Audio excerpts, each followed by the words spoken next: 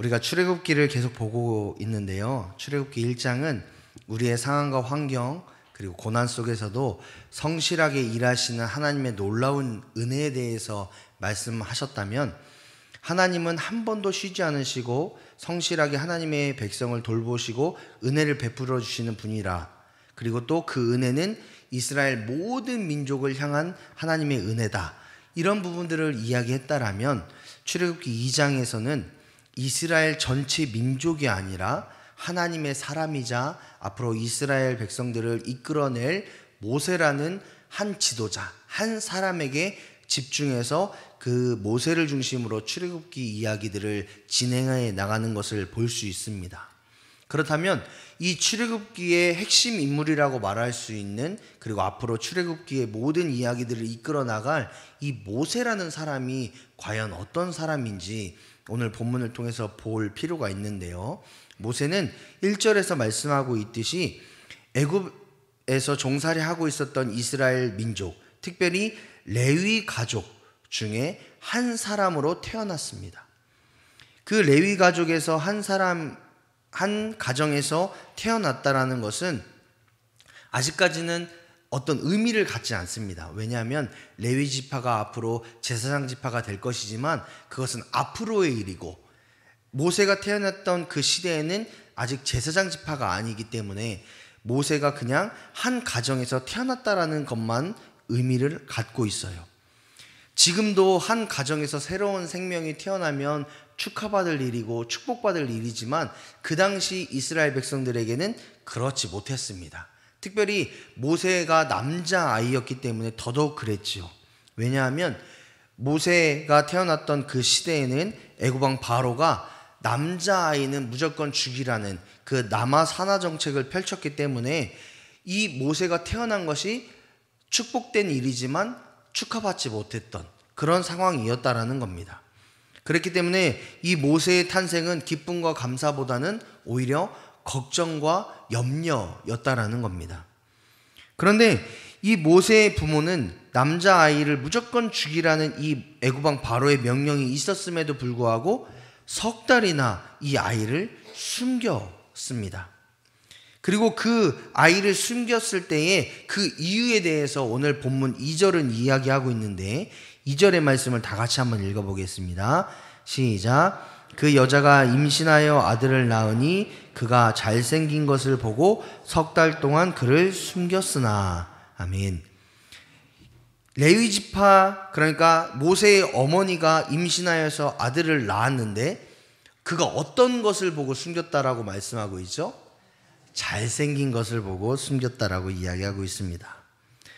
얼마나 잘생겨야지 이 모세가 절대 권력을 가지고 있는, 사람의 생명까지 손쉽게 죽일 수 있는 애굽왕 바로의 명령을 어기면서까지 이 아이를 지키고자 했을까요? 얼만큼 잘생겨야 될까요? 자, 거울이나 핸드폰을 통해서 자기 얼굴을 한번 보시면서 이 정도는 생겨야, 농담한 건데 안 웃으시네요. 얼마나 잘생겨야지만 이 아이를 보면서 야, 넌 너무 잘생겼으니까 내가 목숨 걸고 널 지켜줘야겠어, 이런 마음이 들까요? 물론 모든 아이들은 다 소중하지만, 그렇죠? 그런데 다른 성경 구절을 살펴보면 이 모세가 단순히 잘생겼다, 외모적으로 훌륭했다라고 표현하지 않는 것을 볼 수 있는데, 히브리서 11장 23절의 말씀을 다 같이 한번 읽어보겠습니다. 히브리서 11장 23절입니다. 시작. 믿음으로 모세가 났을 때에 그 부모가 아름다운 아이임을 보고 석 달 동안 숨겨 왕의 명령을 무서워하지 아니하였으며. 아멘. 자, 모세가 태어났는데 무엇으로 태어났다고 말씀합니까? 믿음으로 말미암아 태어났다고 이야기합니다. 그리고 그 믿음으로 태어난 아이인 모세가 아름다운 아이임을 봤다고 이야기하고 있습니다.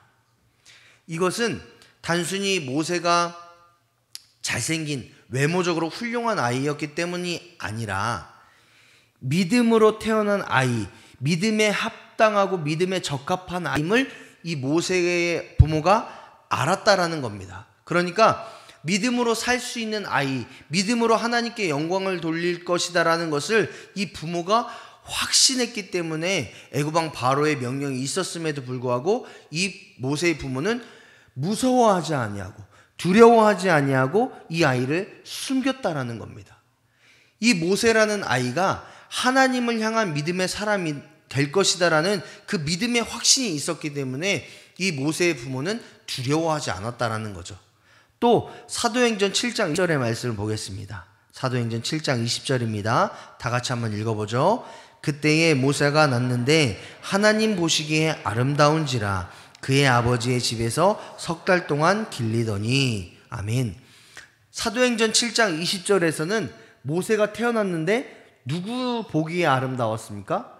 하나님 보시기에 아름다웠다라고 이야기합니다. 그러니까 단순히 모세의 부모가 이 모세라는 아이를 봤을 때에 외모적으로 잘생겼다라고 느낀 것이 아니라 믿음으로 자라날 사람, 또 하나님 보시기에 아름다운 자, 하나님의 뜻을 온전히 감당할 수 있는 합당한 아이로 태어났다라는 것을 이 모세의 부모가 확신했기 때문에 모세의 부모는 바로의 명령이 있었음에도 불구하고 이 모세를 숨겼다라고 사도행전 7장 20절 그리고 히브리서 11장 23절은 이야기하고 있다라는 겁니다. 그런데 이 오늘 우리가 읽었던 본문의 말씀과 이 세 곳의 말씀을 통해서 우리가 살펴보면, 더 깊이 살펴보면 이 세 곳이 똑같은 히브리 단어, 하나의 히브리 단어로 썼습니다. 그 단어는 토브라는 단어입니다. 토브라는 단어의 뜻은 선하다, 아름답다, 정직하다, 적합하다, 이런 뜻을 가지고 있는 단어인데, 특별히 저는 이 세 구절 모두가 적합하다라는 단어로 해석해야 된다라고 생각합니다.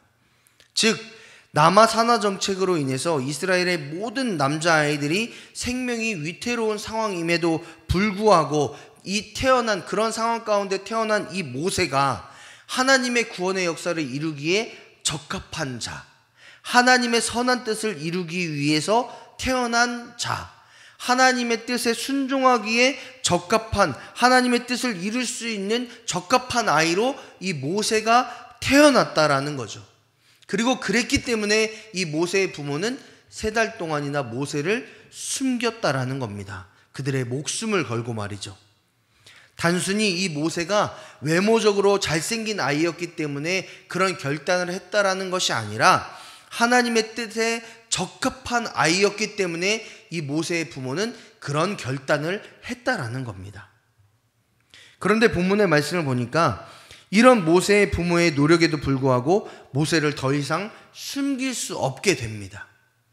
그로 인해서 모세의 부모가 모세를 나일강에 버리기로 결단하고 버릴 준비를 하기 시작하는데, 3절의 말씀을 다 같이 한번 읽어보죠. 3절입니다. 시작. 더 숨길 수 없게 되매 그를 위하여 갈대 상제를 가져다가 역청과 나무진을 칠하고 아기를 거기 담아 나일강 갈대 사이에 두고. 아멘. 모세의 부모는 모세를 버리기 위해서 질기고 튼튼한 갈대 상자를 가져다가 역청과 나무질을 칠하고 그리고 그곳에 모세를 담아서 나일강에 띄웁니다. 그리고 4절의 말씀을 보니까 모세의 부모가 모세의 누나에게 이 모세를 닮은 이 갈대 상자가 어떻게 됐는지 살펴보라고 말합니다. 여기에서 제가 질문을 하나 드릴게요. 우리 중에 우리가 물건을 버릴 때 예쁜 봉투를 사서 정성껏 이 물건을 담고 아쉬운 마음으로 이 물건을 잘 포장해서 버리시는 분 계십니까? 우리가 물건을 버릴 때요. 다른 사람에게 선물을 줄 때 말고 물건을 버릴 때. 또 내가 버린 물건을 누가 가져가는지, 이 물건이 밤새 이슬은 맞지 않는지 비는 맞지 않을지 너무 궁금해서 우산 가지고 가서 그 버리는 물건 옆에서 밤새 그 물건을 지켜보는 사람이 있습니까? 물론 있을 수도 있지만 대부분 물건을 버릴 때에 이 물건을 어떻게 버릴지 또 누가 이것을 가져갈지 신경 쓰지 않습니다. 그래서 종량제 봉투에 잘 담아서 그냥 툭 버리고 우린 집에 들어가죠. 모든 사람들이 물건을 버리기 위해 자신의 시간과 정성을 쏟지 않습니다. 그런데 모세의 부모를 보면 이 모세를 버리려고 하는 이 상황임에도 불구하고 갈대 상자를 정성껏 준비하고 또 어떻게 되는지를 살펴보는 이상한 행동을 합니다. 그런데 이런 이상한 행동을 통해서 우리는 모세의 부모가 가지고 있었던 믿음을 볼 수 있습니다. 모세의 부모의 믿음을 알기 위해서는 이 갈대 상자가 가지고 있는 의미를 알아야 되는데, 당시 나일강 주변에서는 파피루스라는 나무가 많이 자랐습니다. 이 파피루스라는 나무는 우리가 잘 알고 있듯이 종이를 만들 때 쓰였던 나무이고, 또 신발이나 밧줄, 그리고 가볍고 빠른 배를 만들 때에 사용되었던 재료입니다. 특별히 이 가볍고 튼튼한 배를 만들 때에 이 파피루스라는 것을 통해서 만들었는데, 배의 모양을 만들고 배 안에 물이 들어오지 않도록 하기 위해서 역청이나 나무진을 바르는 작업을 했습니다. 이 모습이 마치 모세를 담을 갈대 상자를 이 모세의 부모가 만드는 그런 모습과 같습니다. 배를 만들 때의 모습과 모세를 담는 갈대 상자를 만들 때의 모습이 같다라는 거죠. 자, 그럼 여기서 다시 한번 질문 드리겠습니다. 우리가 배를 정성껏 만들고 역청과 나무진을 바르면서 이 배를 타는 사람이 물에 빠져 죽었으면 좋겠다, 이런 마음을 가지고 역청과 나무진을 바를까요? 아니면 이 배에 물이 들어가지 않아서 이 배를 타는 사람이 안전하게 강을 건넜으면 좋겠다라는 그런 마음으로 배를 만들까요? 후자겠지요? 대부분 다 후자일 겁니다. 이것과 마찬가지로 모세의 부모가 모세를 담을 갈대 상자를 만들면서 역청과 나무진을 바른 이유가 무엇일까요? 모세가 나일강에 빠져 죽지 않기를 원한다. 모세를 담은 이 갈대 상자가 나일강 위를 잘 떠다녔으면 좋겠다는 마음이 모세의 부모에게 있었다라는 겁니다. 그리고 그렇게 모세를 담은 이 갈대 상자가 나일강에서 떠다니면서 하나님의 인도하심과 하나님의 지키심과 하나님의 보호하심과 하나님의 섭리로 인해서 이 모세가 구원받았으면 좋겠다. 하나님의 뜻 안에서 온전하게 구원이 이루어졌으면 좋겠다라는 그 마음이 담겨져 있다라는 겁니다. 모세의 부모는 모세를 죽이기 위해서 혹은 버리기 위해서 갈대 상자를 준비한 것이 아니라 모세를 구원받게 하기 위해서, 모세를 살리기 위해서 갈대 상자를 준비했다라는 겁니다. 그런데 이 사실을 우리가 본문을 통해서 입증할 수 있는데 어떤 것으로 입증할 수 있냐? 이 갈대 상자를 나타내는 테바라는 히브리 단어를 통해서 우리가 입증할 수 있습니다. 구약 성경에서는 이 테바라는 단어가 딱 2번 사용되었는데, 첫 번째는 모세의 갈대 상자에서 사용했고, 두 번째로는 노아의 방주에서 사용했습니다. 이 딱 2번의 단어를, 2번의 사용처에서 이 테바라는 단어를 사용했어요. 그 이유는 뭐냐? 모세의 갈대 상자와 노아의 방주는 모양과 크기는 다르지만 모두 다 죽음이 아닌 생명으로 인도하는 도구, 생명을 구원하는 도구로 사용됐다라는 것을 보여주기 위해서입니다.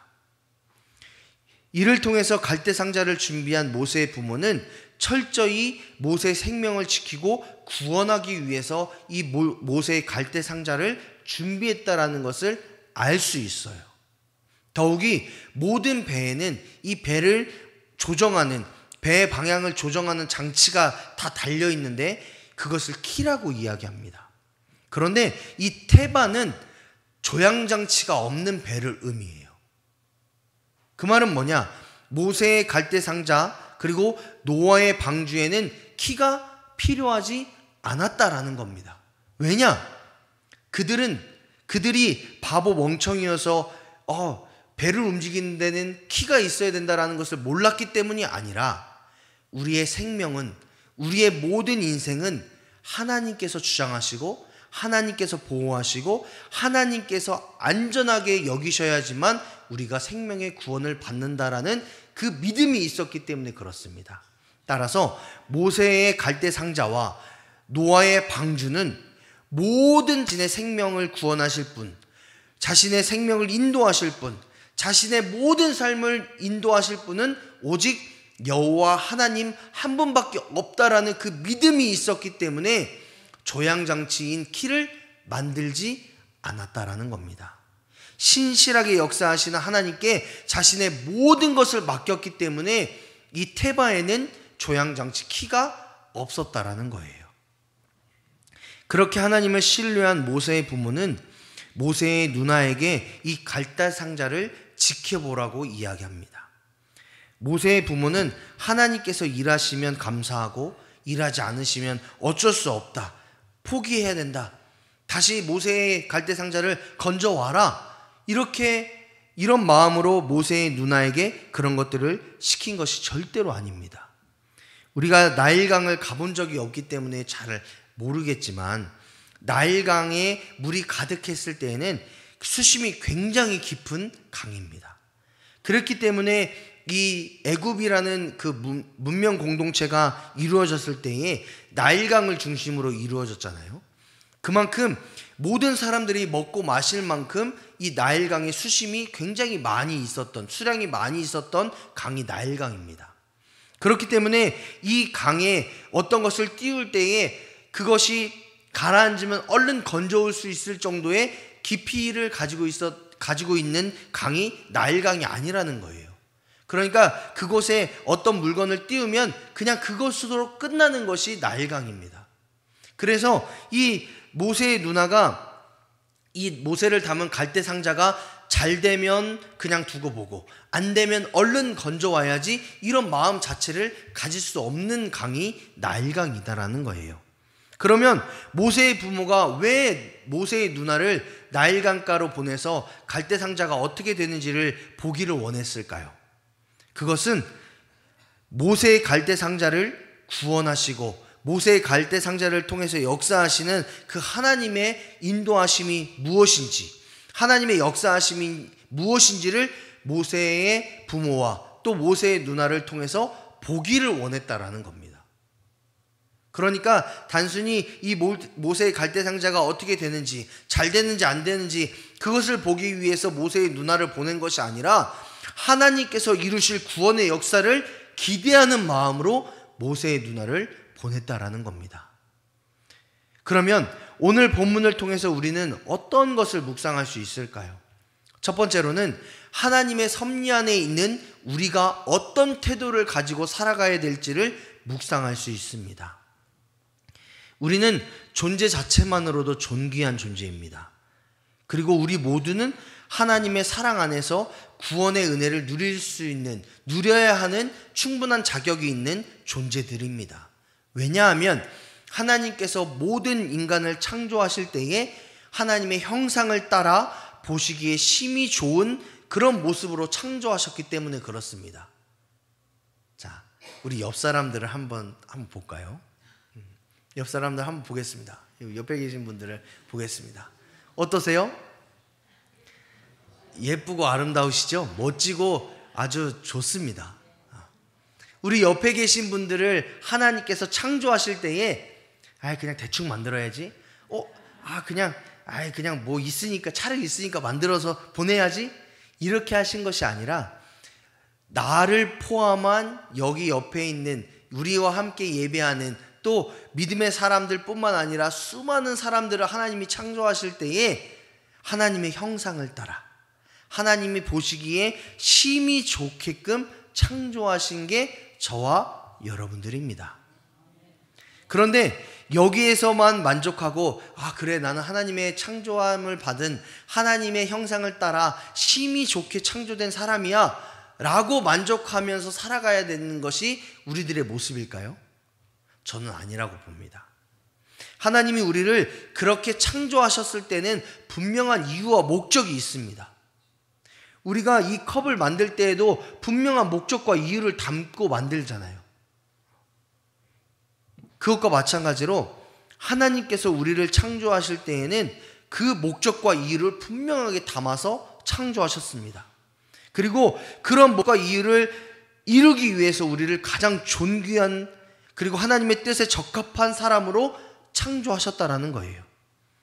그러면 우리에게 원하시는, 하나님이 바라시는 가장 적합한 자로서 살아가는 삶의 모습은 무엇이겠습니까? 저는 모세의 부모의 모습을 통해서 그런 정답을 얻을 수 있다고 생각합니다. 모세의 부모는 모세를 살리기 위해서 갈대 상자를 준비했고 그곳에 역청과 나무진을 바르는 최선의 노력을 했습니다. 마찬가지로 우리들 역시도 우리의 삶을, 하나님께서 우리에게 베풀어 주시는 삶을 살아가기 위해서는 최선의 노력을 해야 된다는 거예요. 이 갈대 상자를 준비하면서 이 모세의 부모가 우리 잘생긴 아들을, 하나님께서 보시기에 적합한 이 아들을 하나님께서 살리시든지 죽이시든지 알아서 하십시오 하고 수수방관한 게 절대로 아닙니다. 그들은 모세를 살리기 위해서 최선의 노력을 담아 나무진을 바르고 역청을 발랐습니다.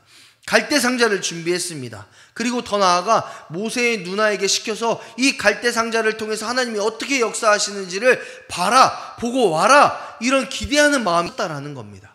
마찬가지로 우리의 삶, 하나님께서 베풀어 주시는 우리의 삶의 각자의 삶에 맞춘 삶의 자리 가운데에 믿음의 자리에서 우리는 각자의 노력을 담아 최선의 삶을 살아가면서 우리의 삶을 갖고 나가야 된다는 겁니다.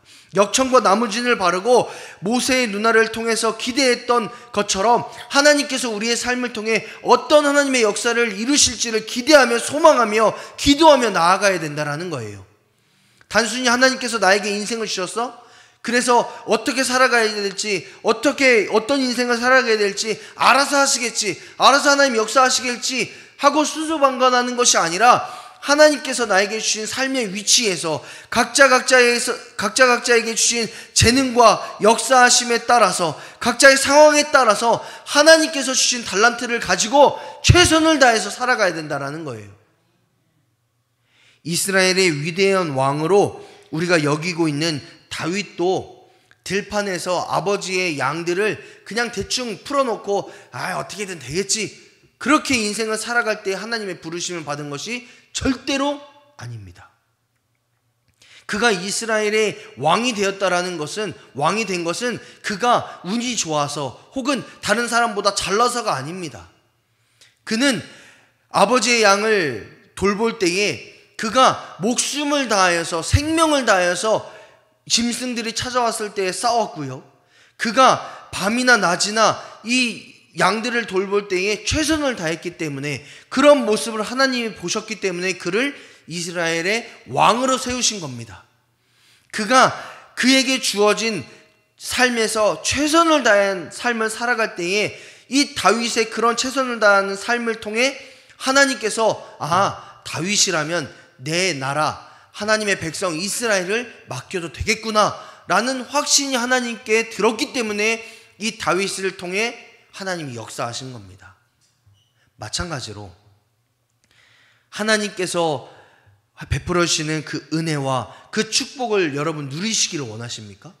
내 인생이 잘 됐으면 좋겠고, 내 자녀들의 삶이 잘 됐으면 좋겠고, 우리가 다니는 한우리교회가 잘 됐으면 좋겠다라는 그런 마음이 여러분에게 있으십니까?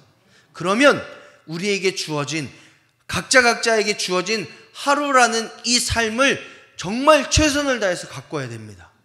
하나님께서 우리에게 주시는 그 은혜로, 하나님께서 우리에게 주신 재능으로, 하나님께서 우리에게 주신 달란트를 가지고 우리의 각자의 삶을 최선을 다해서 돌봐야 됩니다.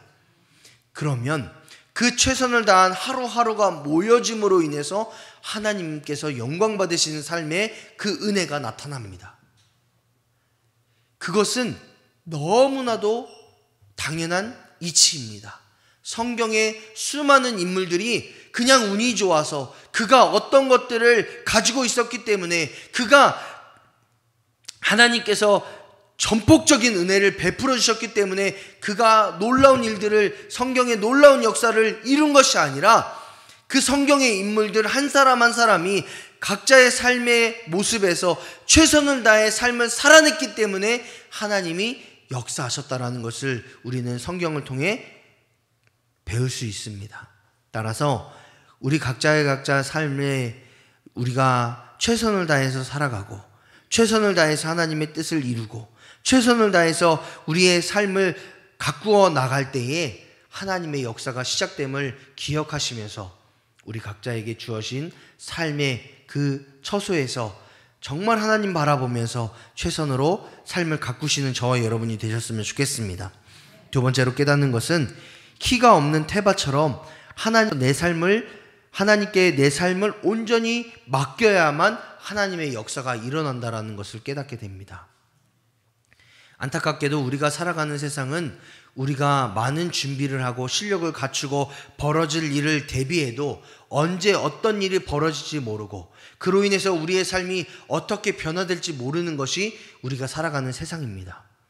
아무리 우리가 하나님의 존귀한 자녀이고 아무리 하나님 나라의 소망을 가지고 살아간다 할지라도 당장 내 삶의 1분 1초 앞날을 예비할 수 없고 예견할 수 없는 삶을 살아가는 게 바로 우리들의 삶입니다. 그런 삶을 살아가고 있는 우리에게 본문은 모세의 부모와 같이 그런 삶을 살라고 요구하고 있습니다. 모세의 부모는 위기의 순간에도 모세를 담을 수 있는 갈대 상자를 정성껏 준비했습니다. 그리고 모세를 나일강에 띄우면서도 하나님의 인도하심과 보호하심을 기대했습니다. 마찬가지로 우리의 삶 역시도 하나님께서 우리에게 주신 허락하신 하루하루의 삶을 최선을 다해 살아갈 때마다 그 삶을 가꾸어 나갈 때마다 우리가 최선을 다해 살아가지만 그 삶의 주인은 하나님임을 인정하며 살아가야 됩니다. 구원의 방주인 테바의 가장 핵심적인 특징은 조향장치가 없다라는 겁니다. 그 말은 뭐예요? 우리의 삶이 어떻게 될지 모르니까 될 대로 되라, 이게 아니라 내 삶에서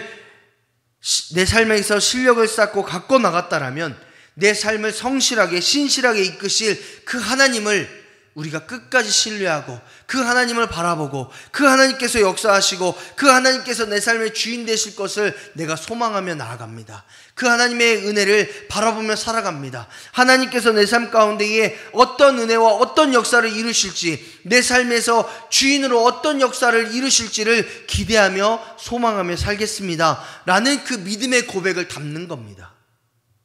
내가 내 삶의 주인 행세하면 절대로 하나님의 역사는 일어나지 않습니다. 왜냐? 주인이 그 삶을 책임져야 되기 때문에 그렇습니다. 그러나 내 삶의 주인의 자리를 하나님께 내어드리고 하나님께서 내 삶의 주인이십니다, 내 삶 가운데 역사하실 주님을 기대합니다, 소망합니다 라고 하나님께 내어드리면 하나님은 내 삶의 주인 되셔서 내 삶을 책임지십니다. 왜냐? 주인의 역할은 그런 것이기 때문에 그렇습니다. 하나님의 살아계심을 믿으신다면, 하나님의 성실하심과 신실하심을 신뢰하신다면 우리의 삶을, 우리의 가정의 주인을, 우리의 모든 영역의 주인을 하나님께 내어드려야 됩니다. 하나님께서 주인 되시고 하나님께서 주인 되심으로 내 삶을 책임지시고, 그래서 하나님께서 하나님의 뜻과 하나님의 섭리와 하나님의 역사하심으로 우리의 삶을 인도해 주십시오 라는 그 기대와 소망의 기도를 드리시는 저와 여러분이 되셔야 됩니다. 그 테바의 역사는 그 기도에서부터 시작됩니다. 하나님께 내 삶에, 우리의 가정에, 우리의 교회에 주인의 자리를 하나님께 내어드렸을 때에 비로소 하나님의 역사가 시작됨을 여러분 기억하시기 바랍니다. 하나님께 사랑하신 여러분, 하나님께 귀하게 쓰임받기를 원하십니까? 하나님의 놀라운 기적과 은혜를 경험하기를 원하십니까?